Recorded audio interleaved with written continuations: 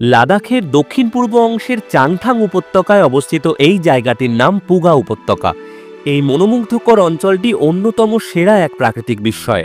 পুগা উপত্যকার দৈর্ঘ্য প্রায় 30 কিলোমিটার এবং এটি সমুদ্রপৃষ্ঠ থেকে 4400 মিটার উচ্চতায় অবস্থিত। এটি লে থেকে প্রায় 176 কিলোমিটার দূরে। এই উপত্যকায় প্রচুর পরিমাণে সালফার, বোরক্স এবং অন্যান্য খনিজ পদার্থের মজুত রয়েছে। পুগা উপত্যকার প্রধান আকর্ষণ হল উষ্ণ প্রস্রবণ এবং মাড পুলস বা কাদার পুল। উষ্ণ প্রস্রবণ থেকে বাষ্প দিনের বেলায় বেশ কয়েকবার দেখা যায়। স্থানীয়দের বিশ্বাস এই কাদার পুল এবং প্রস্রবণের জলে ঔষধি গুণ রয়েছে, যা চর্মরোগ এবং বাতের সমস্যায় উপকারী।